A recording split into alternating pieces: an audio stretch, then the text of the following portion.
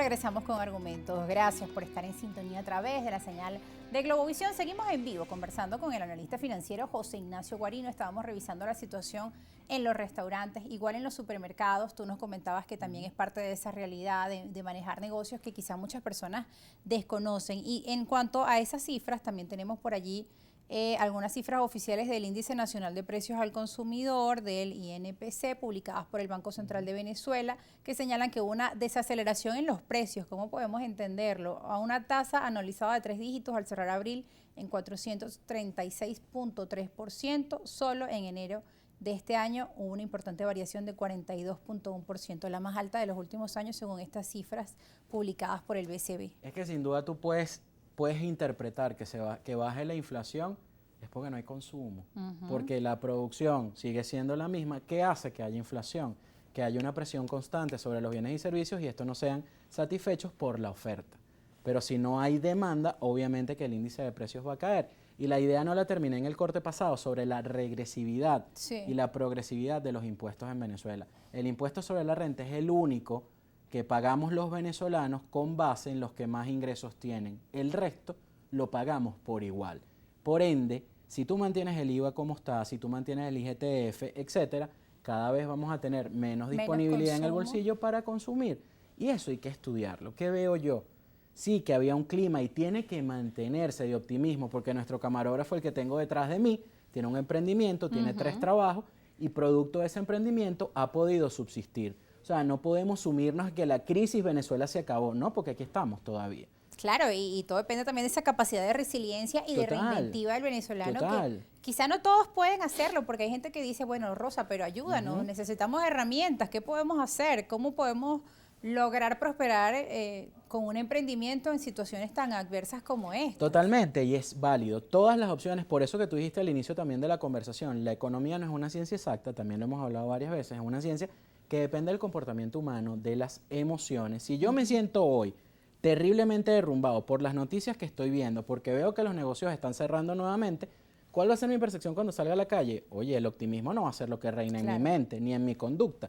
Pero más allá de eso, que tiene un componente conductual, el Ejecutivo Nacional tiene que buscar el camino y los caminos para que esta economía se active. Tampoco hay créditos, por ejemplo. No hay crédito, pero no es la única. Sí, podemos decir que no hay crédito comercial, que la banca ha hecho un gran esfuerzo con base en lo que le ha permitido el Estado, pero si seguimos teniendo inflación, hiperinflación, corremos el riesgo de volver, según algunos teóricos, a la hiperinflación.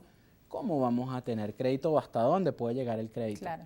Los activos de muchos bancos, las captaciones en 50 o más % están en divisa, pero no se pueden transar porque la cuenta no permite transferencias entre cuentas. Entonces, no hay dinamismo en ello. El Ejecutivo Nacional tiene a su alcance el conocimiento y las medidas para poder articular con el empresario privado, con el trabajador, esas decisiones, esas medidas que lleven a que la economía tome confianza. Tenemos que tener también un marco legal amigable, no quiere decir permisivo. Que tú regules es una cosa y que controles es otra completamente distinta. Y la economía no se gobierna por decreto. Seguridad jurídica para los inversionistas. Exacto, Rosa. Quizás esa ley de extinción de dominio puede ser peligrosa para esto, porque ¿cómo la percibe un inversor internacional? Si esa persona que viene o colocó sus fondos acá y de alguna manera se ve involucrado con esto o una sospecha, ¿qué va a pasar con esos fondos? Entonces, creo que hay que analizarlo con mucho detalle, el impacto que está teniendo sobre la dinámica económica. Y desde el Ejecutivo siempre se dice, bueno, que el impacto que tienen las sanciones en nuestra economía, que también repercute en los empresarios privados. Ahora, en este sentido, ellos han buscado la forma de buscar nuevos aliados y han avanzado. Pues el presidente Maduro lo hemos visto ahora en Brasil, en una reunión que es su regreso al escenario internacional dentro del continente como presidente reconocido, luego de lo que vimos pues hasta el año pasado con la figura de Juan Guaidó, el gobierno interino, y todo el tema internacional que también desencadenó. Un país que está bloqueado, pero que está buscando pues nuevas alianzas y las está logrando. Hay posibilidades que en este escenario, que esas relaciones internacionales que ahora apuntan a mejorar en el plano de relaciones comerciales puedan ayudar a Venezuela, porque también, por ejemplo, con el tema de Colombia, muchos dicen que ese comercio binacional que se está relanzando solo está favoreciendo a los colombianos y que está perjudicando, por ejemplo, a nuestros agricultores de los Andes por la diferencia de precios, el café, la papa, todo ello, ¿no? Ahora vamos en el mismo camino con Brasil. ¿Cómo hacer para que nosotros podamos estar a la altura? Si bien es importante esas relaciones comerciales con otros países, ¿cómo puede Venezuela retornar a ese escenario sin tener afectaciones? Mira, Rosa, para tú poder estar equilibrado o más o menos equilibrado en este escenario geopolítico global de este momento, tienes que estar claro cuál es tu propósito como país y saber en qué eres competitivo y comparativo, lo que se conoce como ventajas competitivas y comparativas.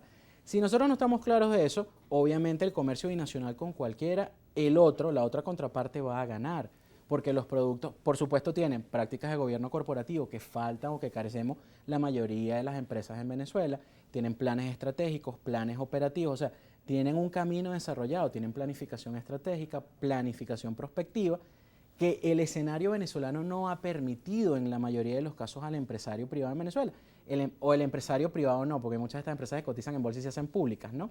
El empresario no estadal, vamos a llamarlo así, el que no pertenece al Estado, pues ha hecho grandísimos esfuerzos y sigue trabajando en Venezuela, aun y cuando hay altísimas cargas, no solo en lo tributario, sino también la Ley Orgánica del Trabajo, todo lo que tiene que ver con temas y tasas parafiscales, etcétera. Entonces, todo esto te afecta en la producción nacional. Muchas veces un bien producido en Venezuela, de hecho en Venezuela es más caro que uno importado. Es lo que nos han dicho, por ejemplo, acá productores de café y nos dicen que están preocupados porque no pueden competir con cierto café colombiano que está en muchos negocios y mercados libres porque tiene un precio muy inferior y el café venezolano pues cuesta mucho más producirlo. Bueno, ni hablar de las dificultades que ahora están teniendo para trasladar porque nos decían que no hay gasolina en estados como por ejemplo Mérida. Entonces, para traer que se iban a perder cosechas, bueno, es una realidad bastante fuerte y ustedes lo conocen muy bien también. Fíjate que entonces tenemos cosas que quizás son evidentes para nosotros, pero hay otras que no conocemos. ¿Qué está pasando en el agro venezolano? ¿Qué le está pasando al productor venezolano? Cuando arrima la cosecha, ¿qué pasa? Los controles de precios que han desaparecido ciertamente, pero esos precios, también el café venezolano puede competir con el colombiano, con el nicaragüense, etcétera, en costos para ser competitivo. Quizás no. Entonces, eso también hace que nosotros no seamos una potencia, porque históricamente nos decían que nuestro café, y es muy bueno, pero todo en este momento y privan las razones económicas y financieras. ¿Cuál es más barato? ¿Cuál tiene mayores prestaciones para hacer negocio?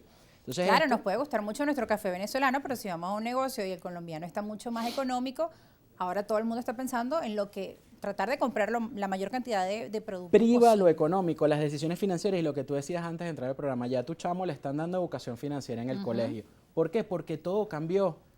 No solo en Venezuela, en el mundo. Estamos viendo fenómenos como el techo de la deuda en Estados Unidos, una negociación muy dura. Se habla de la desdolarización al comercio internacional. La guerra entre Rusia y Ucrania ha desequilibrado el planeta en lo económico, en lo geopolítico, en lo geoestratégico. ¿Qué está pasando con China? ¿Cómo se está moviendo China? Hablan de que Venezuela va a ingresar al bloque de los BRICS, Brasil, Rusia, India, Sudáfrica, China. Ajá, pero nosotros ingresamos a ese bloque internacional, de comercio exterior, ¿y qué le vamos a ofrecer? ¿O es que vamos a regresar solo a ser la economía monoproductora y monoexportadora? Puede ser una opción, pero bastante se ha hablado con el tema de las sanciones que no podemos regresar a hacer eso una economía de puertos. Entonces, cuando entramos en bloques económicos, cuando hablamos de monedas únicas, el que está menos desarrollado es el menos privilegiado y se vivió en Europa por lo menos con los PICs, que era Portugal, Italia y Grecia en su momento, los llamaban los cochinitos. Entonces, eso puede verse repetido en Venezuela y con las limitaciones, las sanciones, tiene un componente importante, no tenemos acceso a financiamiento fresco, nuestra deuda no se ha reestructurado lo que debemos, entonces eso es importante. Claro, solo que ahí Venezuela pues tendría una alianza diferente con otros países que muchos de ellos también están sancionados, como Rusia, pero como las Irán. alianzas se mueven con base en el dinero y con lo que pasó en Venezuela, que lo hemos visto en muchos reportajes, el tema de la corrupción desvirtuó la confianza en el tema criptoeconómico. Entonces, ¿cómo vas a negociar tú con economías que no tienes el código SWIFT, por ejemplo, el sistema SWIFT? ¿Cómo vas a hacerlo? ¿A través de dónde lo vas a hacer? ¿Cómo lo vas a hacer? Son muchas interrogantes que vamos a tratar de responder al regreso de la pausa y tratar de entender esta dinámica geopolítica, estos cambios, cuando se habla de eso, justamente de la posible entrada de Venezuela a los BRICS, que es una de las propuestas que surgió de esta cumbre de la UNASUR. Esto y más al regreso, también sus preguntas. Ya voy a ver mi celular para tratar de ir con ustedes compartiendo sus inquietudes.